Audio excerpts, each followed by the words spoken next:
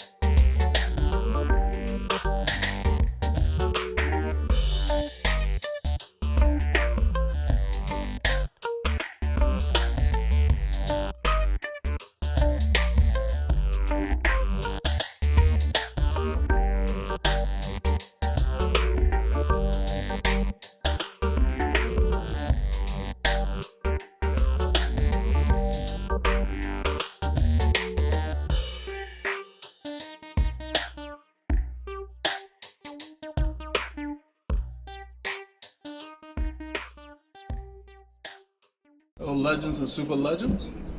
It wasn't supposed to be any rain, but I'm hoping that is just dew on the ground there. Maybe you guys can see that it's wet, but it's cloudy. I don't have time to put mud guards on this bike because it's supposed to be just overcast. It didn't rain last night. I think it may be just dew. I'm gonna go pick up Paul and we'll get some clips for you all.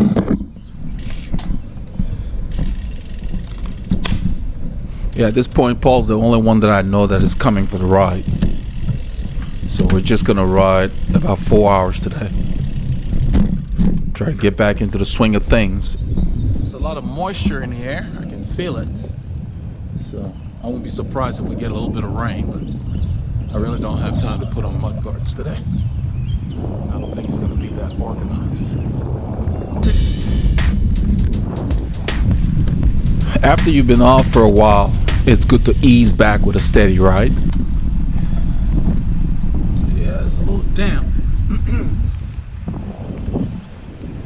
See the roads. Yeah, it had rained early this morning. That's the way she goes sometimes.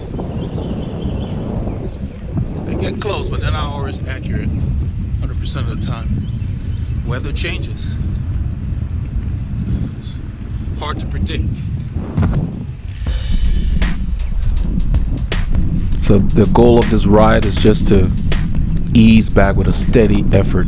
The head unit has not synced with the satellite because it's overcast and there's a lot of trees here, so it takes it a while.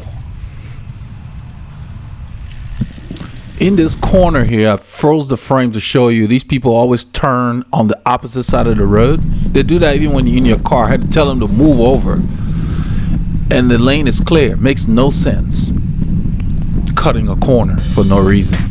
They do that every time you drive through there. When I'm taking the girls to school, they're always on the wrong side of the road. Then they overcorrect when they see a car, like they're surprised. Looking at the road. So you can see it rained. Well, early this morning. But I wasn't going to go back and put the mud guards on. I decided I'm just going to head out. The rain has passed. Shouldn't be too organized, so. By the time I got out the door, I didn't have time to go back and put on mud guards.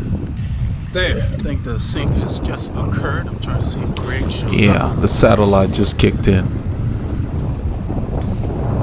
And the meters are working this week as far as the gradient meters above sea level. This road, because there aren't that many trees out here.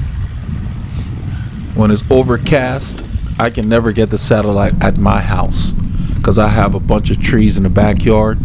It's heavily wooded, and so that's why I head out before I just turn it on and head out and let it sink.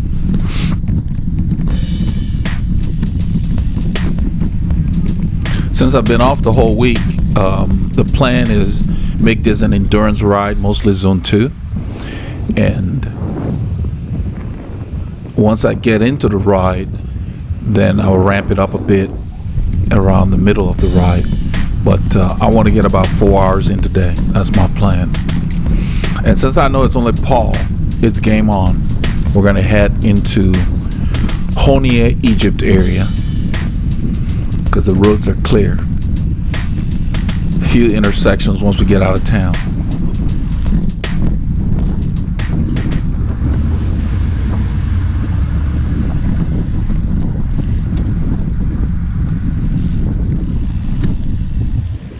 I don't see anybody here. I'm going to wait here for Paul.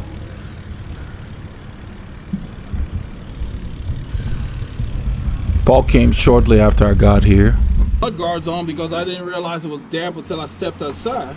Yeah. And I was like, they didn't even forecast this. It was supposed to just be cloudy. Yeah, I put mine on. Paul has his mud guards on.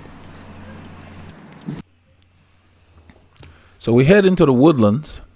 Hey legends and super legends, we're gonna do some drills for you guys. So this is after our warm-up. Decided to do some drills that will show you how you can. I want to do some drills where I choose my cadence but stay in the same zone. All right, something like that. How you can change your cadence. You can do high cadences in lower gears without changing your zone appreciably. Now the requirement is that the terrain does not change. So I decided to do a few here. You can see I'm keeping my cadence close to 100 RPM. I'm in like a 3917, which is a 62-inch gear.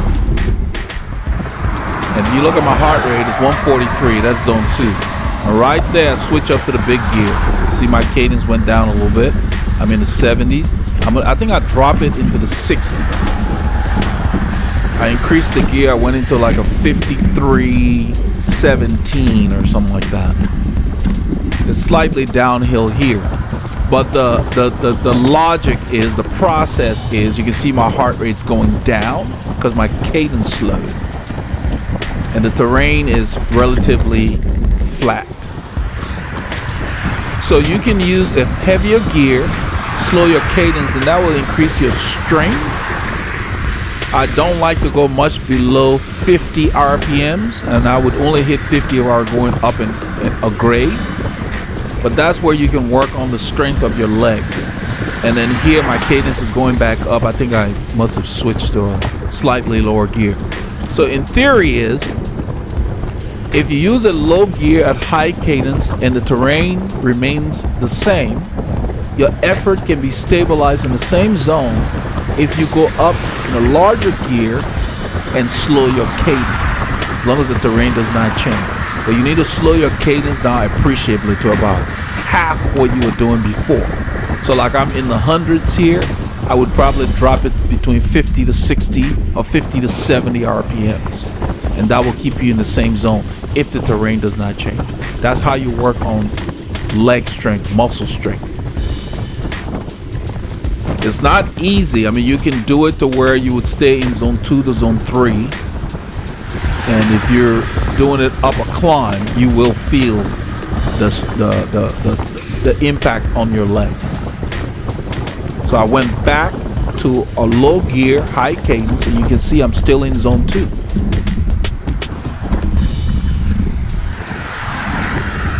And so that's why I'm using a low gear here. Even though this road in a little while will go up, I stay in a low gear to stay in zone 2.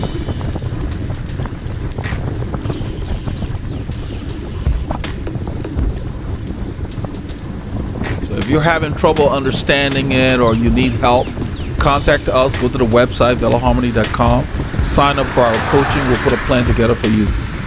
If you're somebody who has a goal, whether you want to do a ride, a Grand Fondo, a big ride, whatever, and you need to improve, we definitely can get you there. But you're going to have to let us know where your goals are, and we'll need to know where your current stats are as far as the kind of riding you do. There is a questionnaire that you fill up when you request and you sign up for coaching. It's all on the website of Veloharmony.com. under the services tab. So with a structured plan, your fitness improves quicker.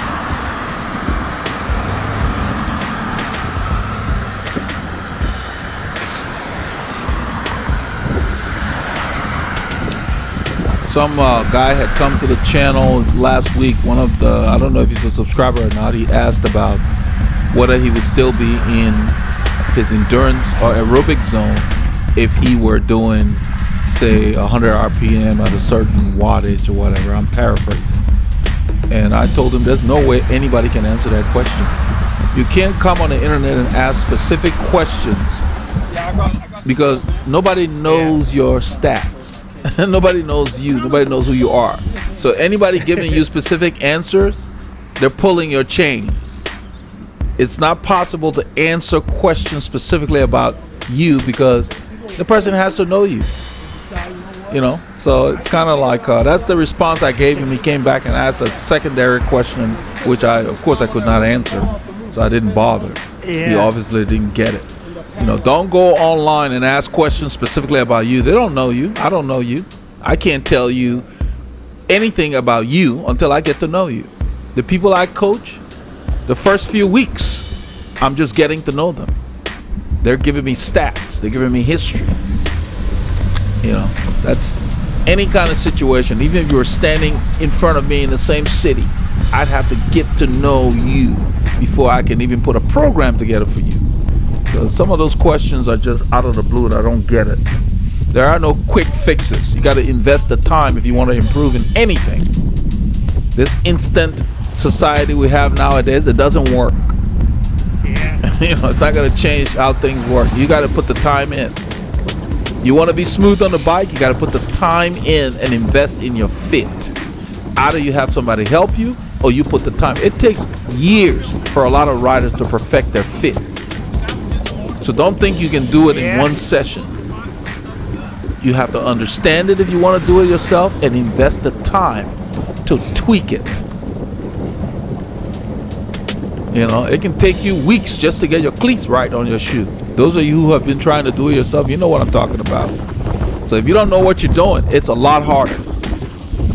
So when I do fit, like the thing I did with Frankie, somebody asked, how did you know to bring the saddle 5 millimeters forward or whatever I did? And I just told them it's just experience.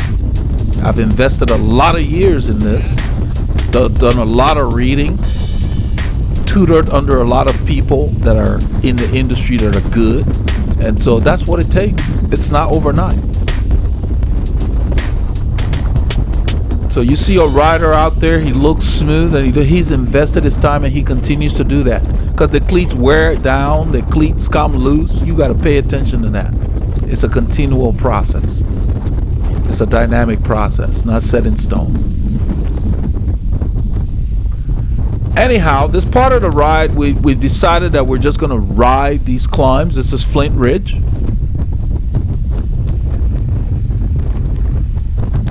And the way we ride when it's just us is we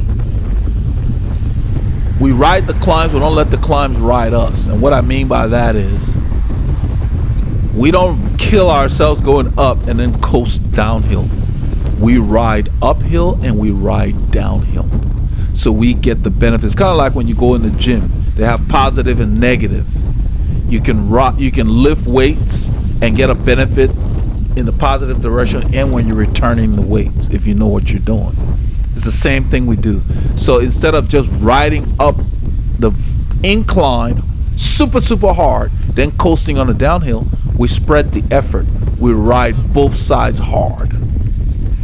So we get double the benefit. And the same thing you can do in your area. You don't need a very long climb to improve your strength.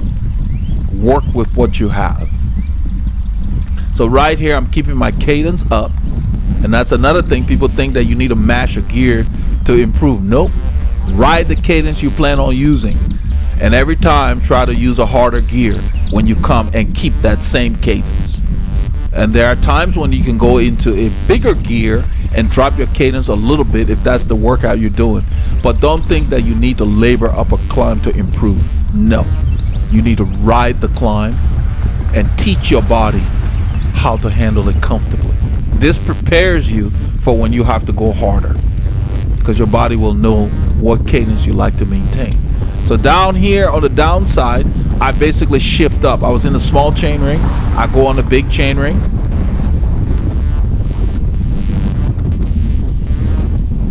And continue to keep the effort in the same zone. We're in zone 2 here. Instead of letting my heart rate drop low, I just keep riding it. And this second climb is a lot milder than the first one, so I just stayed in the big chain ring and shifted to easier gears in the back. It's a similar ratio. It's a 62-inch gear, probably in a 53-23.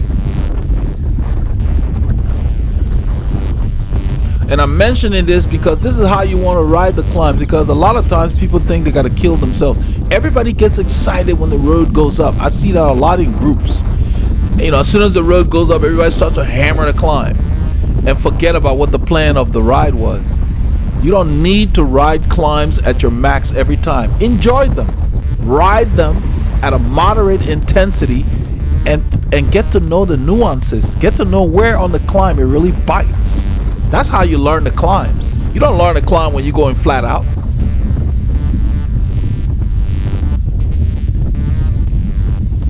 You have to learn to ride climbs smoothly to where you don't look like you're killing yourself. And you will be able to go fast when it's time, but you'll go fast in a smooth fashion because that's how you've been riding the climbs. You know, you're teaching your body how to do things. So when you're riding it in training, do it smoothly. And when it's time to go super hard, you will be going hard smoothly as well.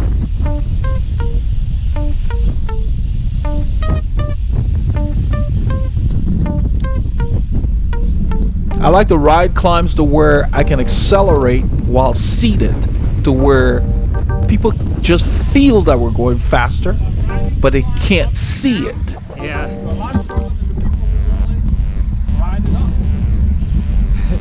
That's what we're talking about here.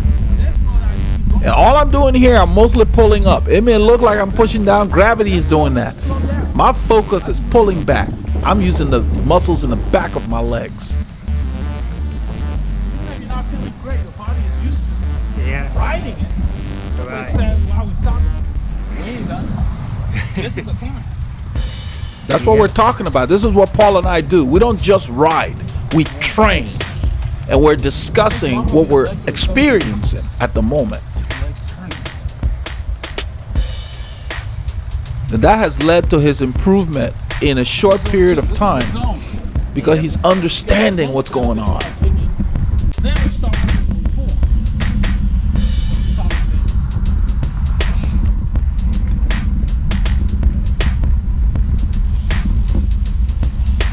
And he's improved because he's put the work in.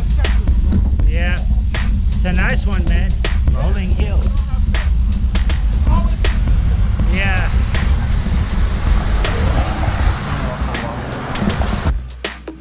At this point in the ride, we're on the Fish Creek Thoroughfare. We're heading towards Ridge Lake Shores. And they've improved the pavement. Last time we came, there was dirt on the right side of the road.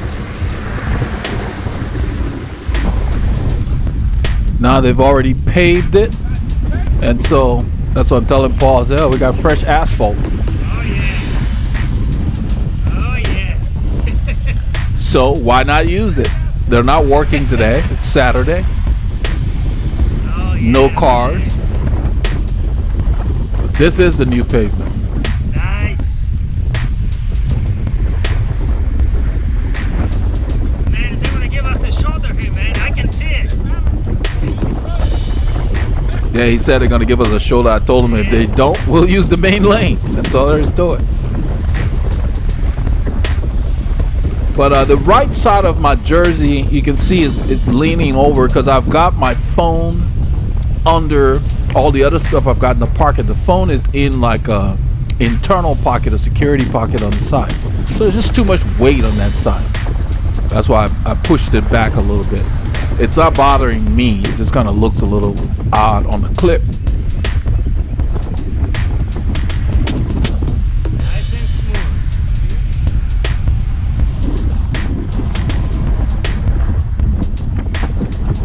looking at it. Next time I'm gonna put the phone on the opposite side or take some stuff out of that pocket.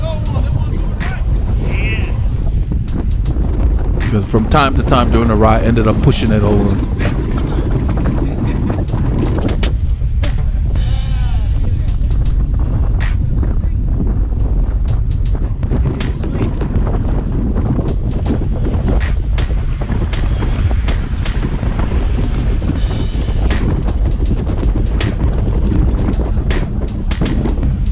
I like to wear white socks with my white shoes because it ends up looking like a pair of cycling boots.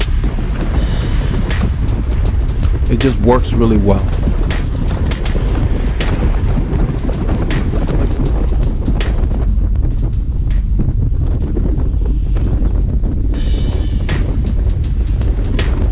And since I've been off, I'm focusing on spinning. I'm still in zone 2. And I think here I shifted the big chain ring because we're going to be going downhill soon.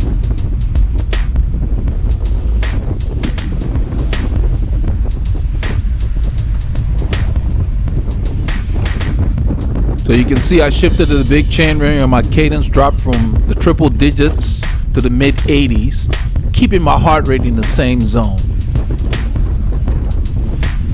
because the terrain has not changed. So you can stay in the same zone and use different cadences depending on the gearing and the terrain.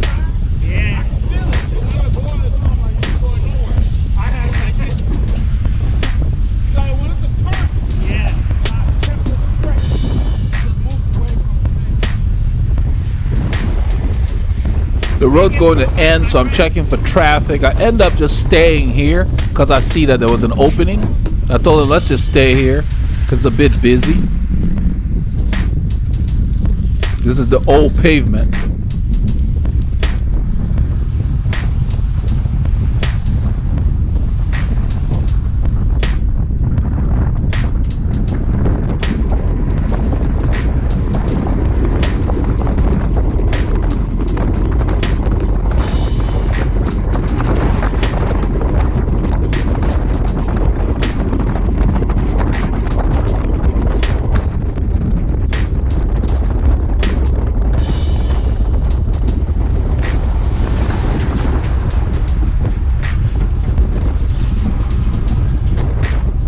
You can see my heart rate drop. We're going downhill and I'm using the same gearing, but just that little break coming on the descent caused my heart rate to go down.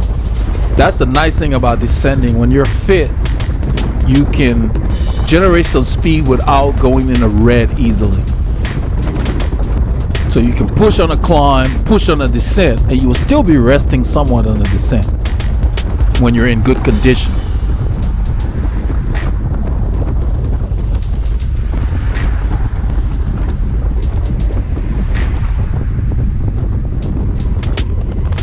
It did not rain too much on this ride. Most of the rain occurred like around 5 to 6 in the morning. And so it was a good thing because I didn't have my mud guards, nor did I have my shoes covered.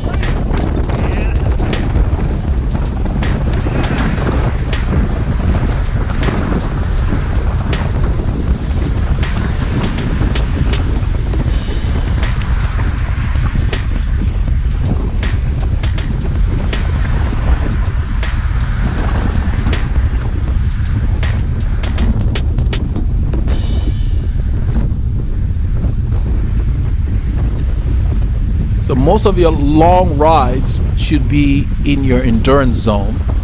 And during those rides, when you come to climbs or if somebody wants to play, you can go into zone 4 or 5 for those periods. But for the most part, when you're doing a long ride, you want to focus on zone 2 because that's really where you build your fitness as far as for endurance. And since I've been off a week, that was my plan. My main goal for this ride was to focus on endurance.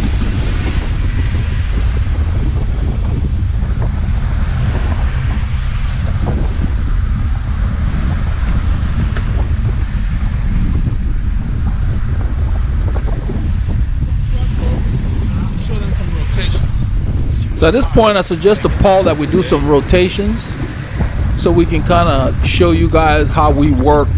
A lot of this we don't film most of the time, so it was kind of good to show. So the wind's coming from the left right now and in front, so I'm staying to his right. It wasn't a very windy day, but there's always something out there. So basically, we're pulling off to the left into the wind.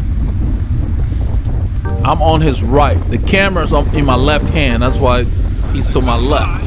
Right now, I'm pulling through. And I hand him the camera. And once I pull through and I watch his front wheel, as soon as it's clear, I drift left. He's a little off the draft here, but that's the thing. If the wind's coming from the left, you stay to the left. The person behind you needs to be on the right if they want to draft, and that's where Paul is right now. The camera's lens is on the left, and he's holding his left hand. That's why it appears that he's directly behind me, but he's not. He's on my right. That's why I'm staying a little to the left of the white line to give him that room to draft.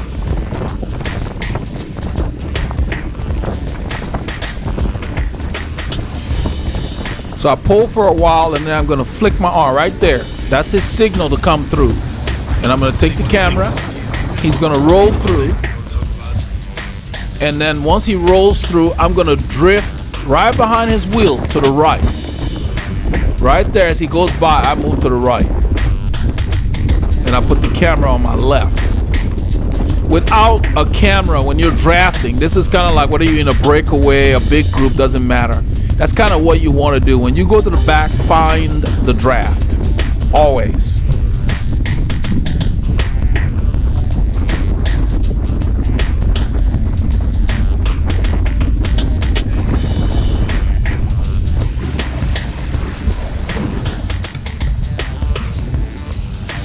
So you can see Paul finished. He let me know.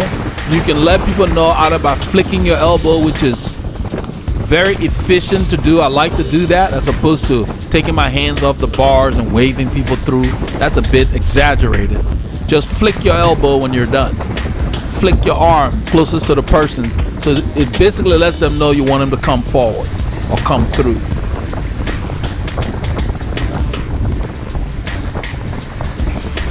This is how you work the Paceline. And stay up there as long as it's comfortable for you. There are no rules as to how long you're supposed to stay up there. If it's very hard, as soon as you roll through, you can pull off, flick your arm and go back in the draft. It helps if you've got, I think the best amount is 3 to 5 riders. But if the more riders you have, the more time you can sit in the back and rest. See, I move my elbow. I'm letting him know I want him to come through. So I take the camera from him. We're just doing this exercise to let you guys know. Now watch here. I think this is where I put the camera low. I'm gonna drift. Yeah, this is where I brought it. I'm gonna drift to his right. There, I'm in the draft, right there. You don't want to let any kind of gap open that you can avoid. You always keep your eye on the wheel that's coming around you. If there are multiple riders, you wait till the last wheel where there's a gap and you slip in. If you let the wheel go too far ahead, then you got to accelerate to get in there. And the faster you go, the more you'll have to work when you mess up like that. So you've got to be on point. You got to glide behind that wheel. This is a short line. I think it changes here. I stay on his right because that's where the draft is. So he gets back up to speed.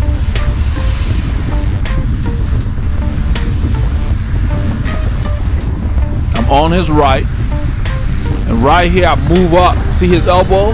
He flicked his elbow. I could tell. And I hand him the camera and I continue to move straight up.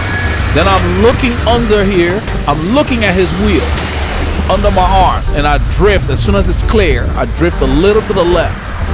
And it's your job. Where he was, he needs to drift to the right, and that's where he is.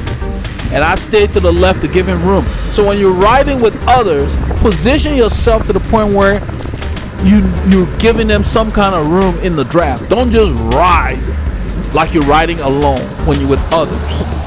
If they're drafting you and you know which side you are drafting on, you give them that room. That's why I'm placing myself over there. That's why I'm not on the shoulder. If I were to go on the shoulder, he would be right next to the grass. That's doable, but for this exercise, this road is not busy. We got 2 lanes, and I decided we'll just use this piece of the lane to show this. So don't just ride out there in a group like you're not aware of what the other members that you're riding with need. Position yourself and give the people you're riding with the draft, the ability to draft you.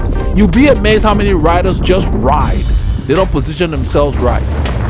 So Paul comes through again, and I get the camera, and you watch. Yeah, this is where I went low. See how closely I follow him? I drift to the right because the draft is on the right. And he needs to look at my wheel, and I need to look at his rear wheel as we're passing each other. So you just want a very little bit of room, and so you can slide over and not have to accelerate. That's what we're trying to show here. So I stay on his right. That's where the draft is. The camera's in my left hand. That's why it appears that it's right behind him. I'm on the right. See, he flicked his arm. I moved up. I slipped the camera to him, and I go through. And I'm looking at his wheel. You see my head down? I'm looking under my arm at his wheel. As soon as it's clear, I moved over. So you need to look as you come through. He needs to look as he's going back. Both of you need to make sure your wheels don't touch. He fell a little further back there. This road goes up here. You can see my cadence in the 80s. And now I've hit the bottom of zone 4.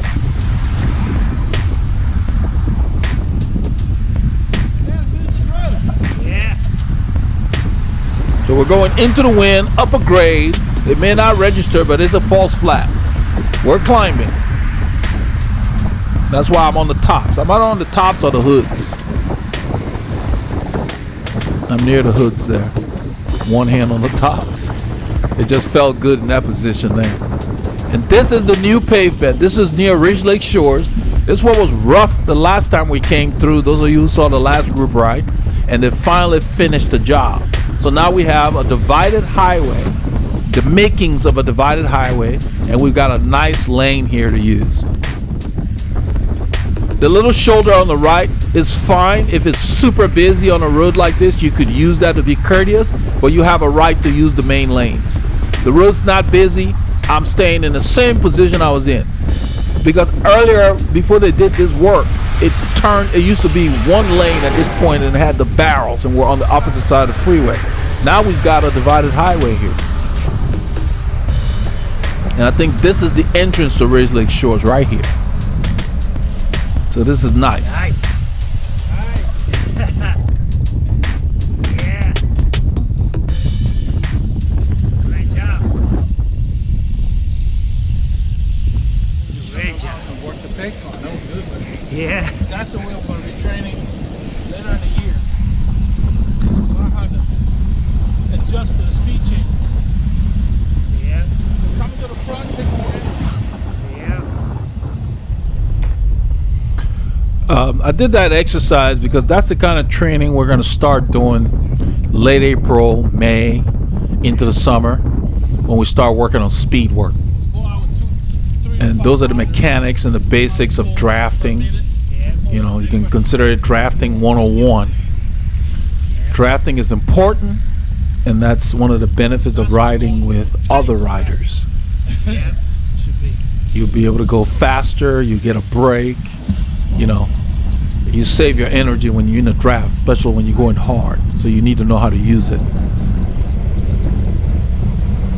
And it just takes a little bit of practice, but just the key is that if you notice, all I focused on was making sure the front wheel was clear as the rear wheel came around. Protect your wheel, that's what they mean. Never let your front wheel touch anything because you are likely to go down. You're not going to take anybody down hitting their rear wheel. Not very often. So that's what that exercise was about. So you can get comfortable drafting and just knowing what the flick of the elbow, that's all you need. You know, flick of the elbow, toss your head, whatever. You don't need to do too much. People will know that you want them to come through, especially if you're riding with riders who know.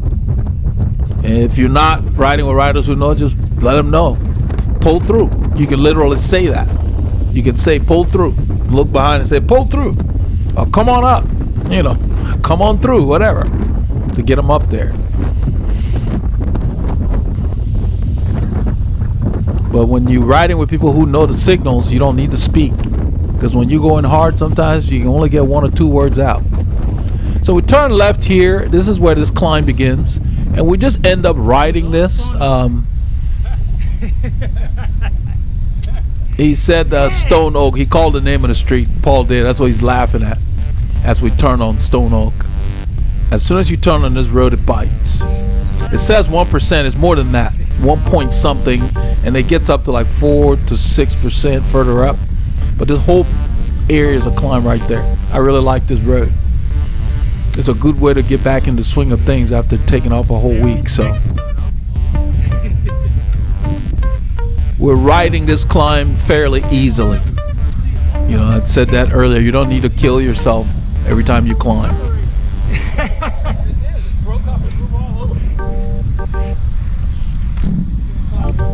So we're chatting as we climb, because we're not going full gas or anywhere near. And you don't have to think about it on an incline. You can. My heart rate's just going up. I'm taking it easy. My heart rate's going up. That's the thing about climbing. It's a good. If you have the terrain in your area, you get in shape so much faster because you don't have to think about it.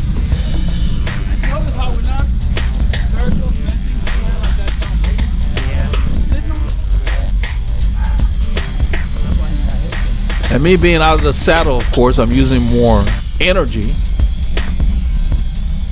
So my heart rate jumped to 160 in no time.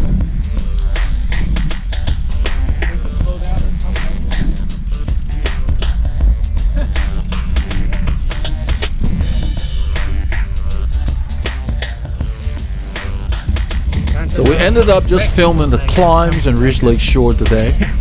We didn't film, you know, where we're recovering. The shift up on the top of the hill is gone.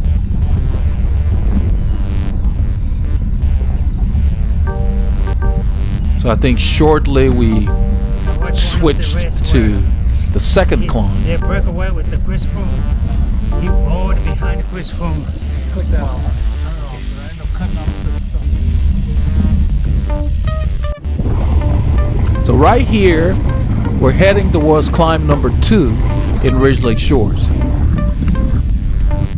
I started it, the camera was pointed a little down. Yeah, then I leveled it. Nice level. See that? Every now and then, you get that. Yeah, especially when we're on the highway. I adjusted it. But every now and then it does that. What we're talking about is we've been working on watching this gimbal because sometimes, depending on how your movements are, the gimbal does not keep the camera framed well, especially when you're following a rider very close. It was cutting off people's heads in some of the other videos. So I've been watching that. That's what Paul and I are discussing. And if you're gonna notice on this ride, the frames were perfect, even when he was right up on me, because we've been watching the gimbal to make sure that camera stays level. So every now and then, it will drop below the horizon a bit. So even though he's close to me here, you can see how he's framed. That's what we've been talking about. So those are the things we observe to make sure we keep the framing consistent and not just depend on the gimbal for everything. So we do watch it from time to time. You can see he's right up on my wheel and my head is not cut off. When we weren't paying that close attention in prior videos, there were scenes where you would just see the helmet would be chopped off. But now we're more aware of that. That's what we're discussing. I decided to just stand here and take this climb. I know my heart rate's gonna go up, but it's one of these situations where you're not thinking about it, so psychologically, it's not a big deal. That's one thing I like about climbs and the wind. You don't have to think about it. You just get a rhythm, and your body will go into the effort.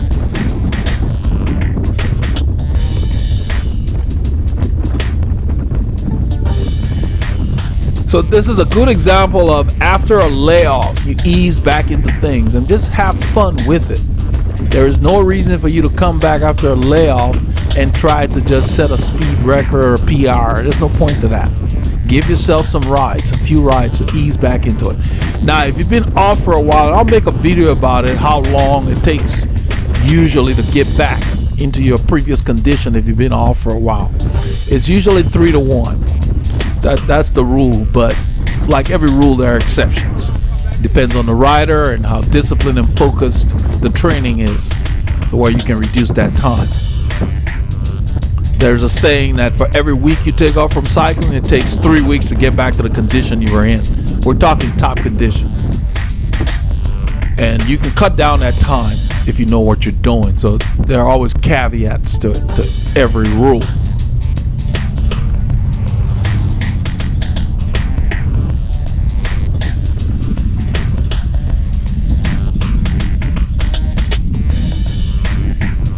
So after the climb here, we ride this section and then we go back to the piece of the first climb that we're on. And because we were discussing how we're gonna finish up this route, we decided to use the Honia Egypt road. This is one of our favorite routes.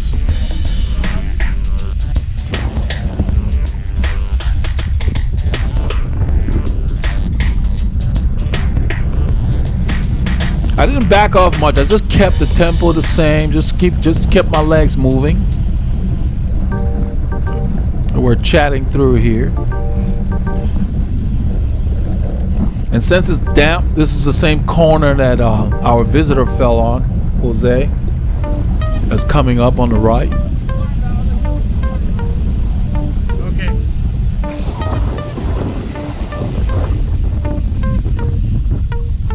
And since it's been light rain, the pavement is not exactly clean.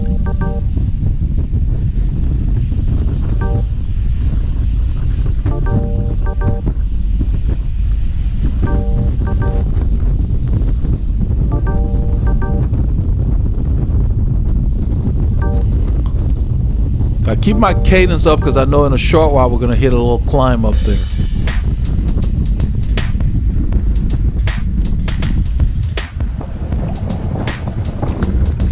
You can see how good the white shoes look with white socks. The key is to find a shade of white that's close to your shoe.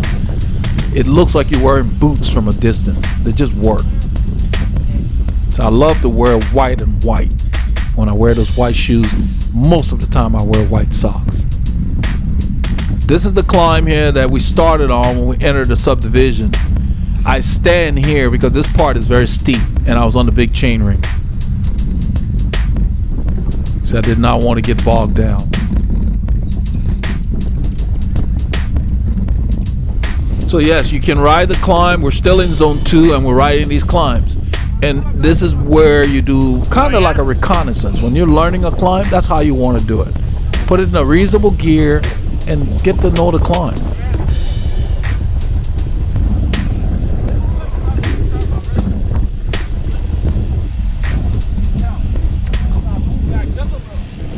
I was telling Paul that when I stood up, the rear wheel slipped, and so I moved my weight back while I was standing. So when you stand, the bike can slip under you. So we head out to Honia Egypt Road, right across from Ridge Lake Shores. We're headed south. All right, we'll let you lead. Yeah. So I told Paul he needs to take us down Honia Egypt. I've got the camera. Let's go.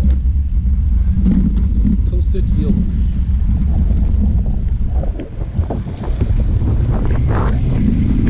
Yeah, most of these places, unless somebody I know has tried them, I don't just try them. Yeah, we're talking about a restaurant that Paul was telling me he had breakfast at near our area. And I told him, yeah, I don't just try anything, but it was recommended by his dentist. Who recommended it? Okay. Yeah.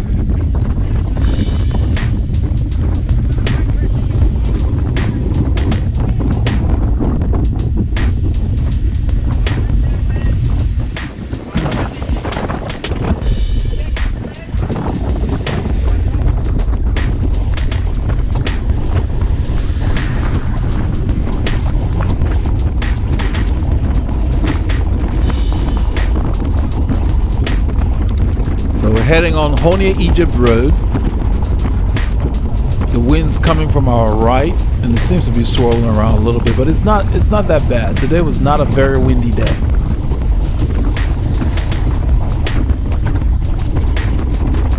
The road's going somewhat downhill here.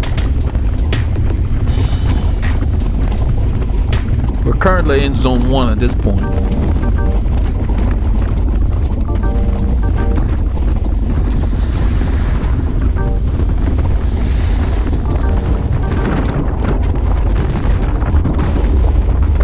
You can hear the wind there. It starts to pick up as we enter zone 2 here.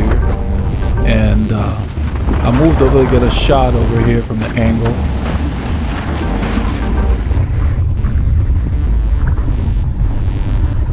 There's nothing behind us, so I'm on Paul's left right now, which is where the draft is.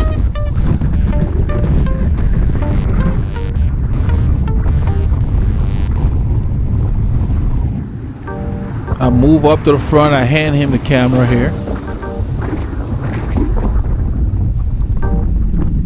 I think shortly after that the road starts to go up. At this point, I tried to tell Paul there's a song in my head, Paul Simon's Graceland.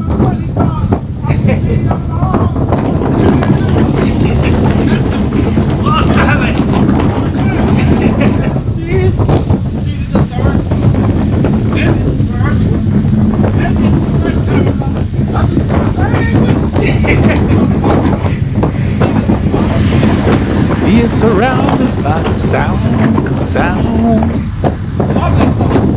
Scatterlings and orphanages. He looks around and around. He sees angels in the architecture. Chevy Chase and Paul Simon made a video about that. I start to sing it as I'm climbing. Can't really hear it.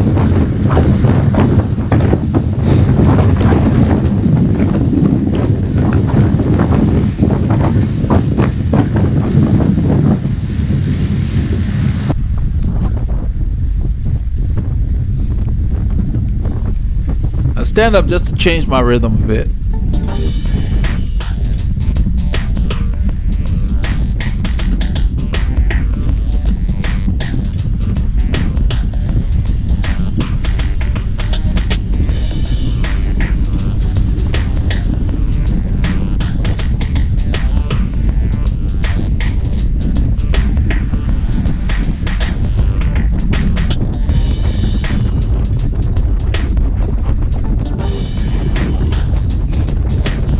It was a song made by Paul Simon in a Graceland album called If You Be My Bodyguard or something like that. It just stuck in my head. I've been listening to it. I got the album on my phone and I'm always playing it. It's one of my favorite songs on it. It seems to work well when you're writing too. So what I'm doing here is every time the road goes up, I stand to just break up my rhythm a bit. It's hard on the body, but it gives you a bit of a respite from how you're using your muscles. And that's why I'm doing it. Just to mix things up. Because it's windy and we've got this rolling terrain. And I'm trying to keep the speeds high.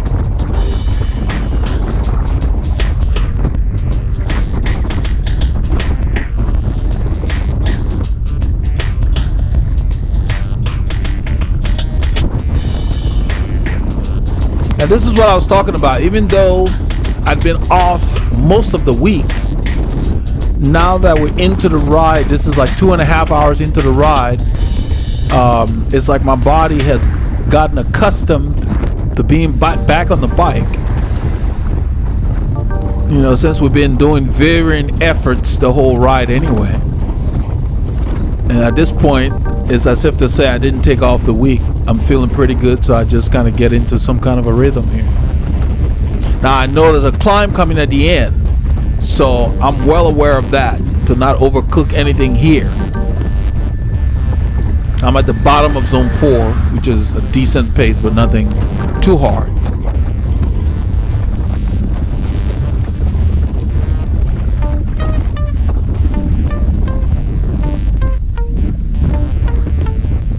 You notice when I stand, I keep my upper body in the same position. I simply employ the strength of my upper body by standing.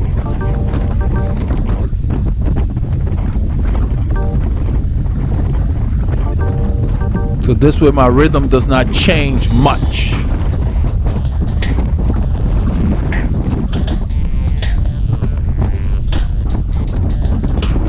That's the style you want to employ when you're doing like a time trial. You're in a gear that you're rolling and the road spikes up a little bit for a short period of time. You just stand and keep that gear rolling. Your cadence will drop a little bit, but you don't have to worry about shifting too much. You know, but in a time trial I use close ratio gears in the back anyway, so even if you do have to shift and your ratios are close, it's not that drastic of a change.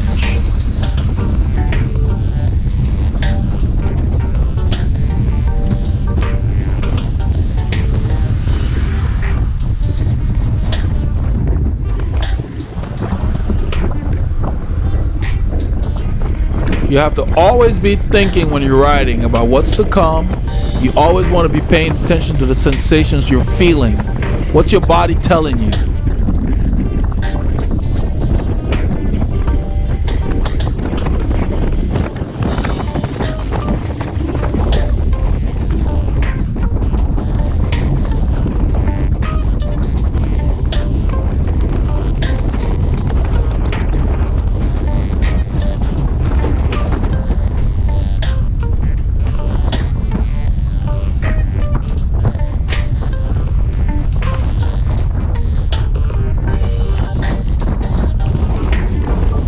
So you can see how smooth the road is.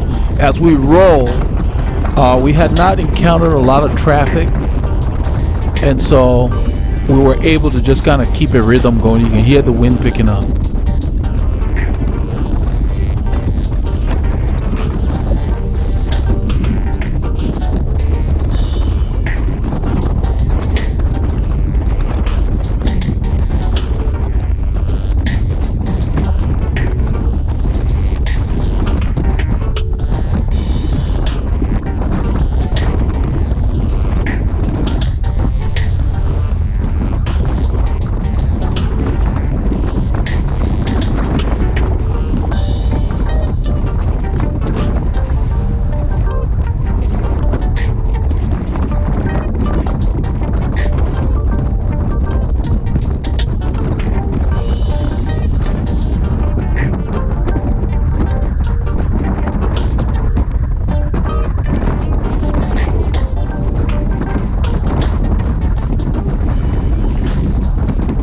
So you can see I'm keeping my cadence in the 90s.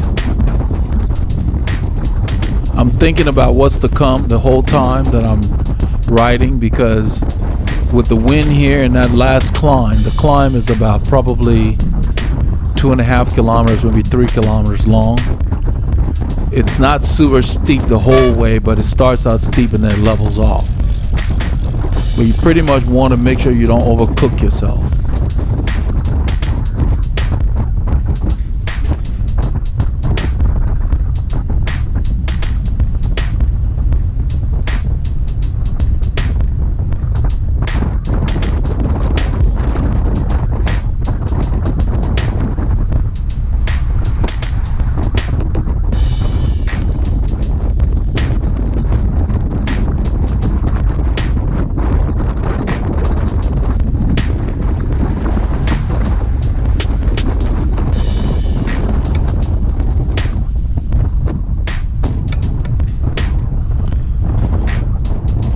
So if you notice, we've been passed by very few cars on this road so far.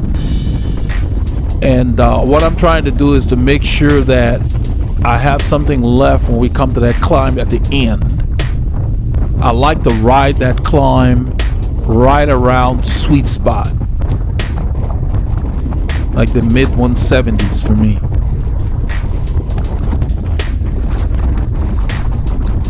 pretty soon, somewhere around here, we get a few guys coming around to create a little bit of a traffic jam. I don't know if it's right here or not, but I'll point it out. It's pretty obvious. They end up breaking up our rhythm. I end up waving one person around. He goes around, but then it turns out he's turning. And so the other guys that come around him have to stop because there's oncoming traffic for him, because he's stopping to turn left across the other lane. And shortly after here.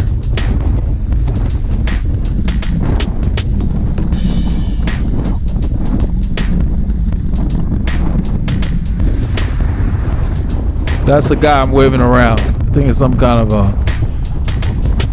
minivan. Yeah. It turns out he's turning right up the road there. Maybe 100 yards up the road. The Corvette goes behind, he hits the brakes. So I'm watching the whole time and I see them stop. Right here I told Paul to back off. And this other guy comes on there like he didn't see the brakes of the Corvette.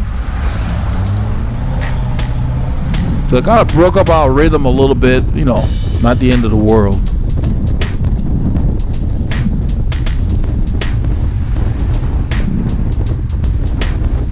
You see where I'm placed? That's where you should ride. That's the cleanest spot on the road. You avoid flats. You avoid a lot of the debris. That's where you should ride. If it's super busy and it's safe, a lot of times I will go to the white line. But right now this road is not that busy. They can come around, and that's where you place yourself. Your tires will last longer. Your ride will be smoother, and you will have less headaches. I moved to the middle because the road's chewed up in this section.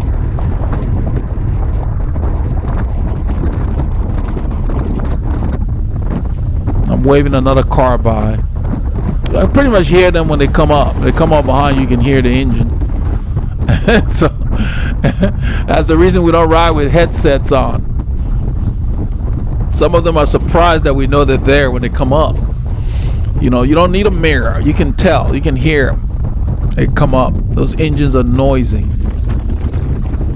And so he was waiting back there, so I waved him over because I could see around the curve and he couldn't. So I knew it was safe and it was clear, and wave him over and let him go. And 99% of the time you do that, it will give you plenty of room when they come by. They appreciate that because they're aware that you're aware of them.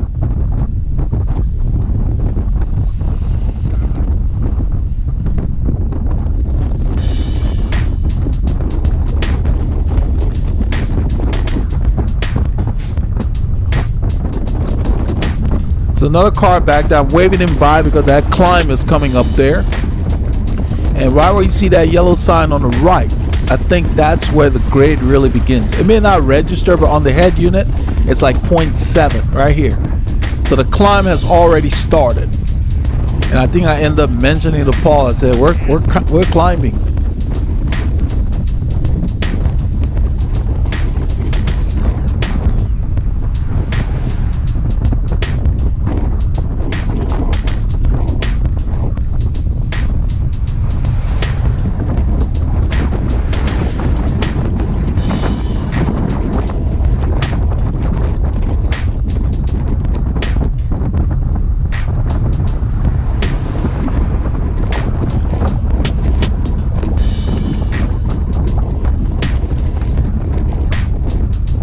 The grade miss says 0 on the overlay, but it's more than that. It's point something to almost 1%. Once we get past this fence here, it should start kicking up into the low single digits, probably 1 or 2% probably.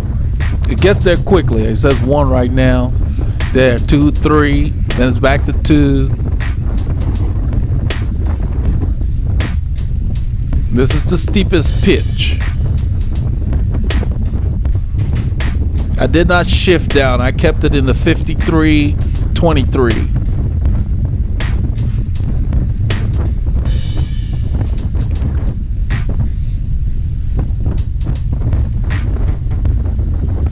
And I'm using my upper body to power through the stroke. and keep it going, because I'm not just climbing for that area. You can see we're still going up. It's leveled off a bit, but we're still climbing. We're going to climb for another 1.5 kilometers.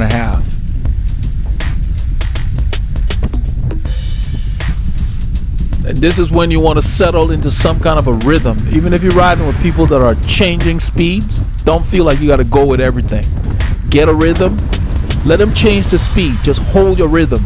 Because if they're not being conservative and they don't know their own capabilities, they can change the speed, but you will still ride up to them if you stay within control.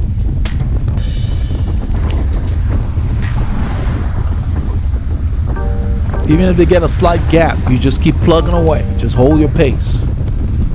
The goal is to finish the climb. Because once you blow on a climb, you might as well stop, because you lose a lot of time. Because there's no coasting. You got to keep that power on.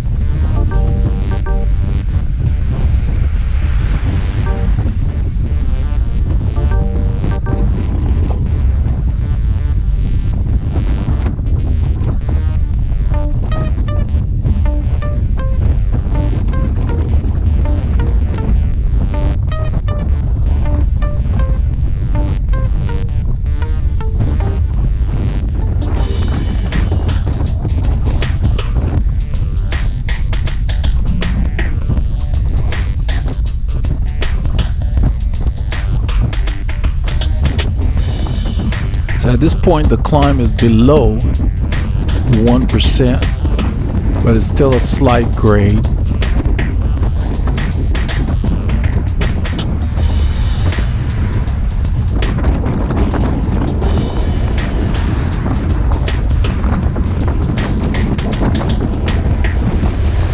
As the incline has decreased, my heart rate has gone down to about 3 or 4 beats, and our turn is coming up right here. And right in that turn is 3%.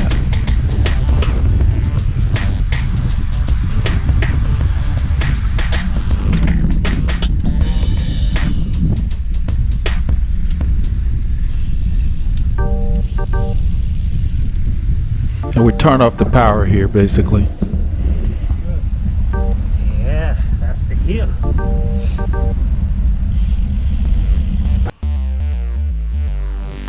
So we're back in the woodlands. We flip back the camera on. I hand it over to Paul. Because when the camera's off, I carry it, because Paul doesn't have his middle pocket open. He's got a rain jacket in there. So I had it in my middle pocket.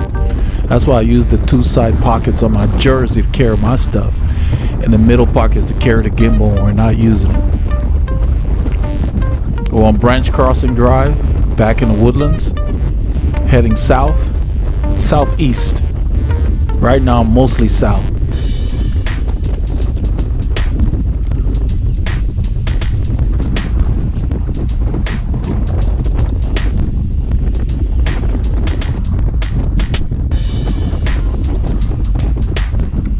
So we're heading pretty much into the breezy side. The day has kind of warmed up a little bit. So it's 21°C. The wind's coming from our right. It's kind of swirling around.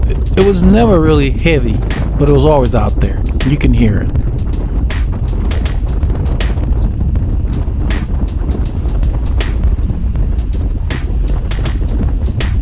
It's a little over 3 hours into the ride. So when we're done, it'll be right at 4 hours thereabouts. And we had to ad lib and modify the course and what we did, because I wanted to keep it right around 4 hours.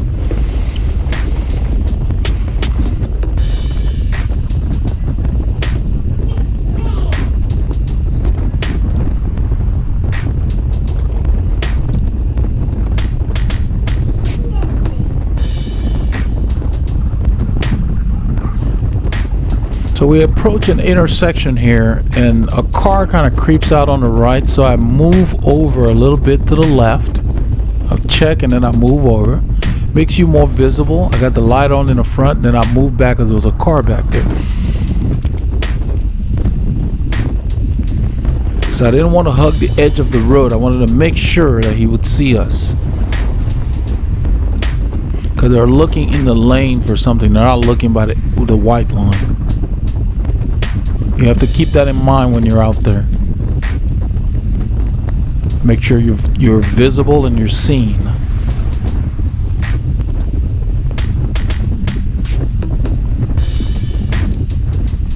There's something about sticking a light on the bike you're taking more seriously, because you're basically making it clear that you're serious about what you're doing out there. And so the other road users take you seriously. The road goes up here. It's clear. I let Paul know. I don't want to stop here because this is a grade. It says 1%. It's a little over that. It continues for a bit more, about half a kilometer. If you look up ahead, you can see it going up.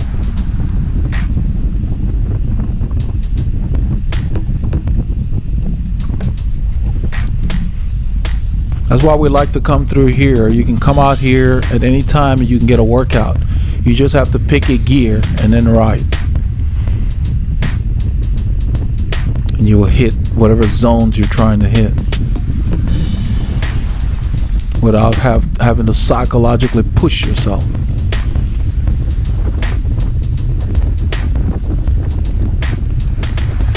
We're heading east here. We're going to go east, and we're going to go a little bit north, and then we'll head back south.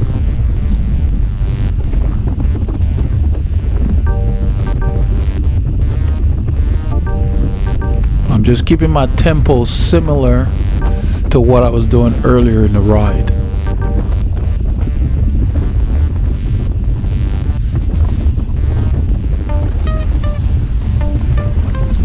I shifted the big chainring there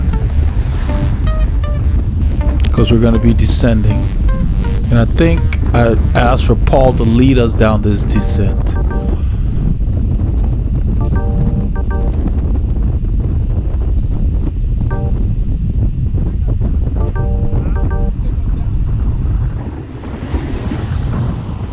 I told him to take us down the descent.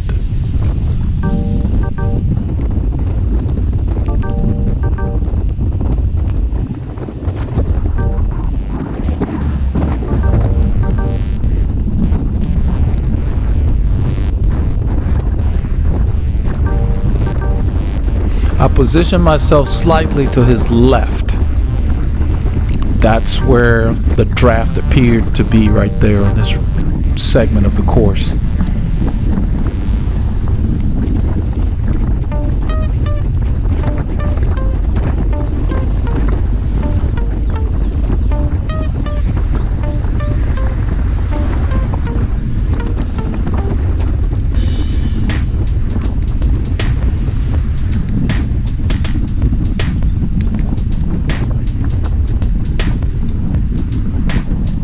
I back off of the stop sign. He says it's clear. We roll.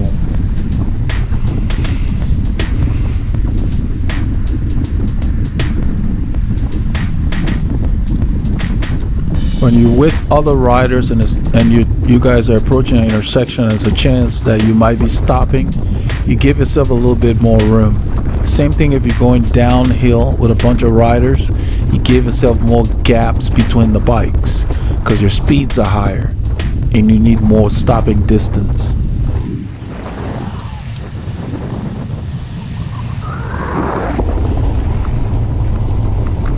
You can hear that wind, it's swirling around. That's because the day after this ride it got colder. So this time of year until May we get a lot of fronts.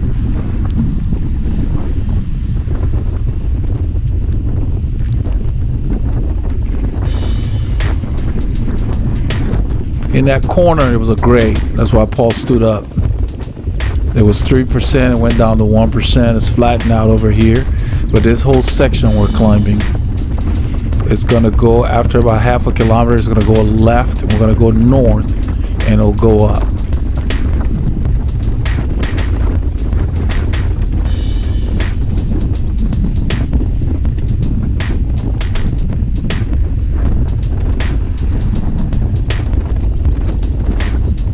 I'm staying on his left because the wind is blowing from the right.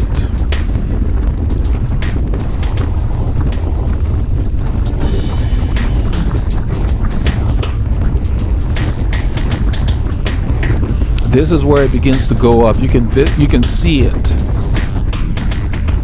You feel it more than anything. I mean, it's not like a 4% or anything. I think it might be 2 or 3.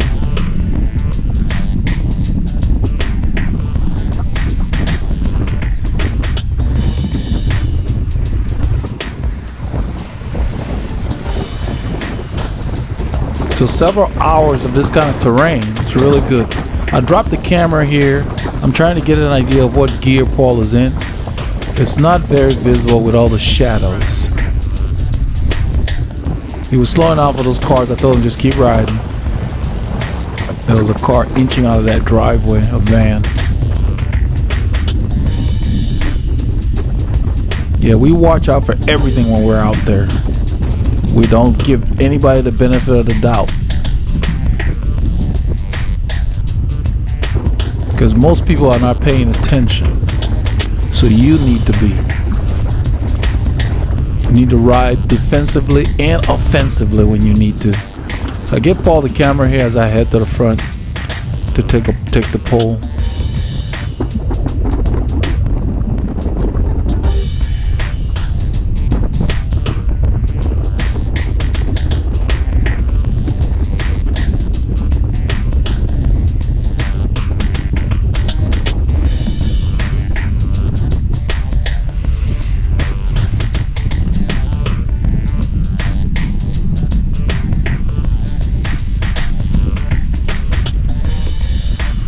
We'll check for traffic here before getting on the shoulder because it's narrow right there. I told them right after that car was clear. You see it's narrow, and then we got the shoulder here. Whenever there's a shoulder, use it, especially if it's safe to use, because your slower moving vehicle is just less headache, and you're not going to impede the flow of the other road users.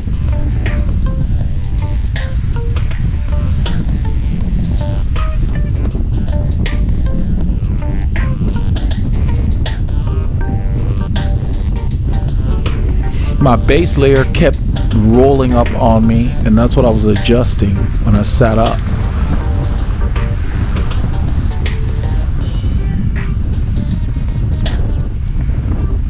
And yeah, you should be able to do like what you saw me do, pull the back of my shorts down. For some reason they rolled up in one spot, and I just kind of stretched them out, just pulled them down. You shouldn't have to stop pedaling to do that. Those are the kind of things you have to practice, so you'll be able to do that even in a bunch.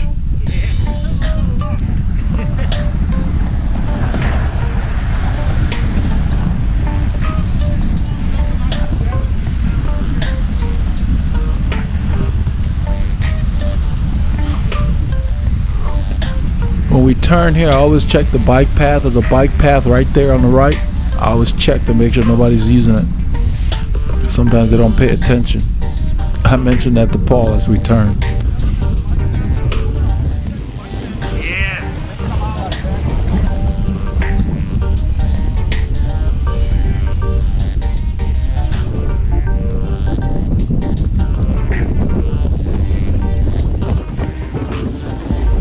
So we're on Flint Ridge, and after about 3 kilometers, we'll start the Flint Ridge climbs.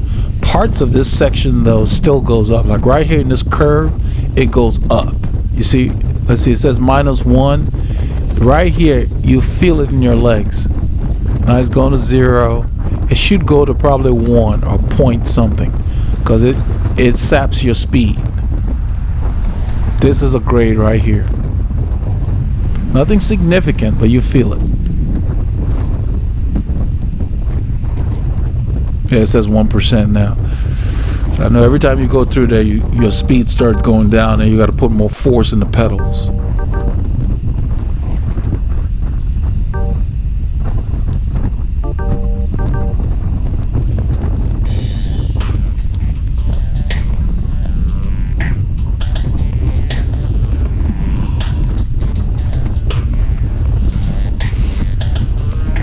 I'm adjusting my heart rate belt. I pulled it up. It had slid down. I hate for it to slide down, especially when I get into drops.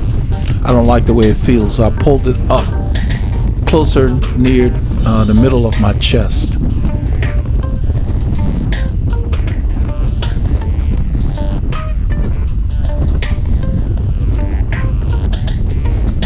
You can see our speeds are picking up. This is a slight downhill.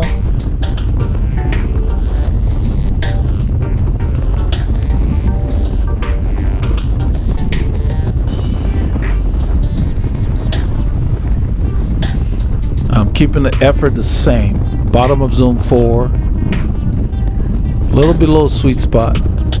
About 10 beats below sweet spot. That's a good training point there. Higher than tempo.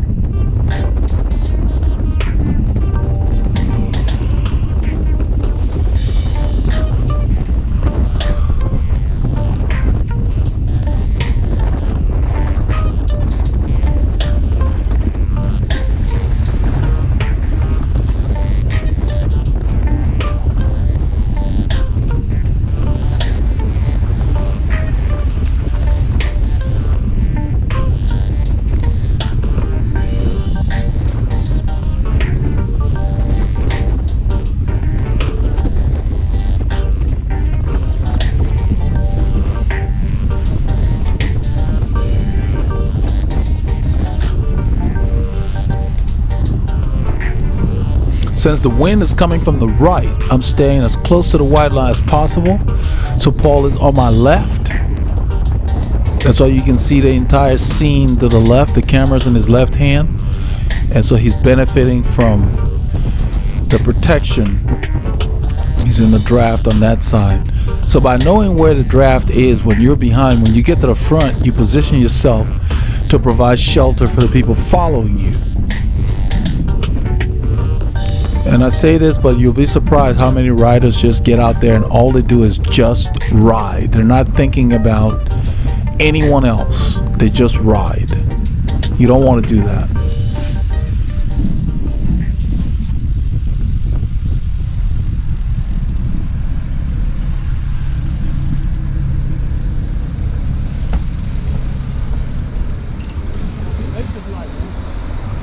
Make sure we did not have to wait another cycle.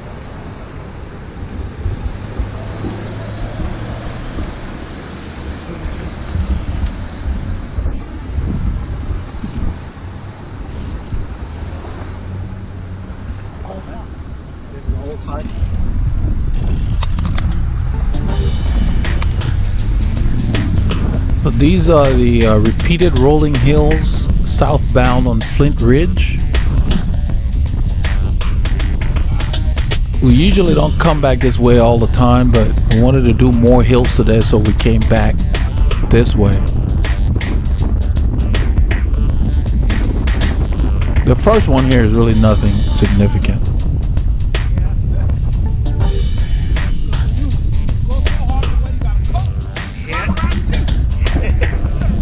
We're talking about how we ride the climbs.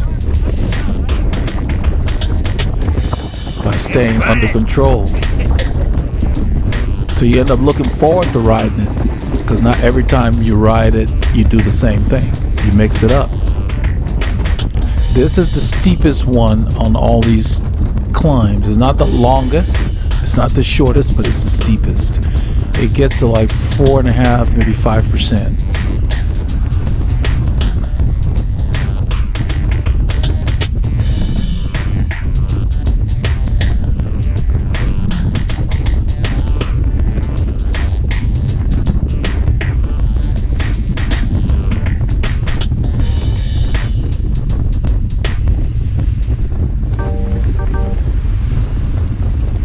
Once I get across it, there's a couple of cars that pass, and I know they're going to stop down. There's a 3-way stop sign.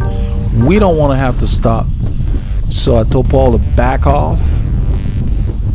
And we just kind of slowed down. I actually touched my brakes a little bit to allow them a chance to get through. That way we won't have to stop. I don't want to lose all this momentum. The second climb is a John Cooper Road. It's pretty mild. It's barely 1.5%.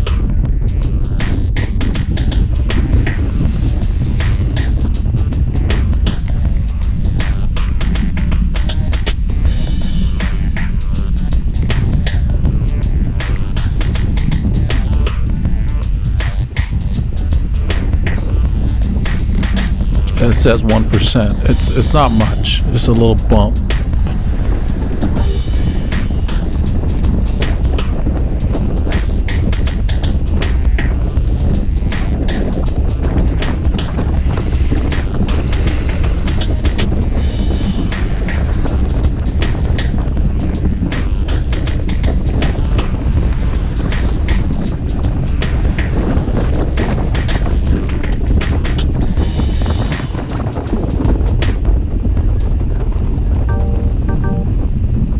So I ride the climbs up and down like I said earlier. So as it goes down, I continue to shift, keeping my cadence in the same range.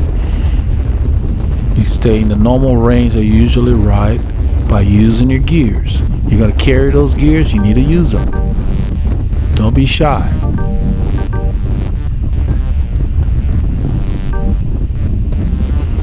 So the road starts to go up right about here. This is a pretty mild bump. It says 1%. I don't think it goes much above 2.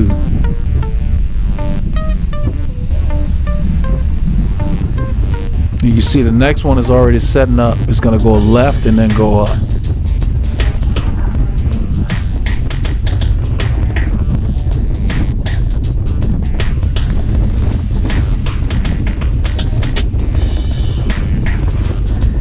So I shift to harder gears. I'm probably in a 17 or a 16. And as it begins to kick in, there, I shift to an easier one in the back. Yeah, I'm in the 23. Either the 23 or the 21.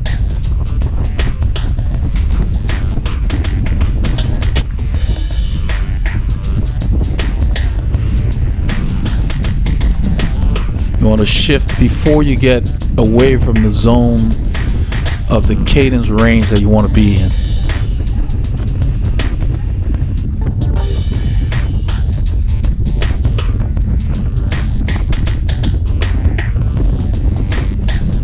After you crest the hill, you shift up to harder gears to keep your cadence in the same. That keeps your tempo the same. And this is a significant downhill. It says -2, -3. So I'm probably in the 15 by then.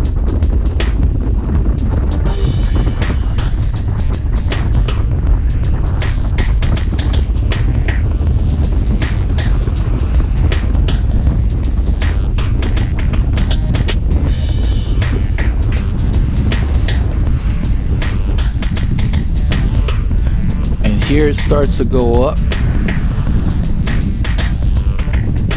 You see my fingers move, I'm shifting. I'm moving back down in the gears, the easier gears.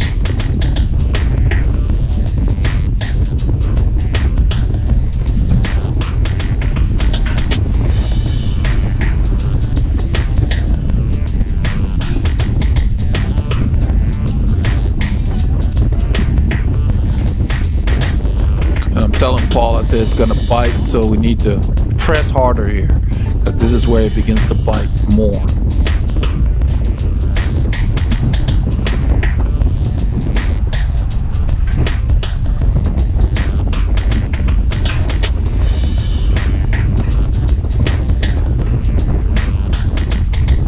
So right after this sign on the right, it kicks in. It should register. Yeah, it says 1 now, but it should have been there before we even got there. This is long. It's not the steepest one, but it's one of the longer ones. And I like to finish it every time I come out here. I like to ride it right until about 200 yards before the light.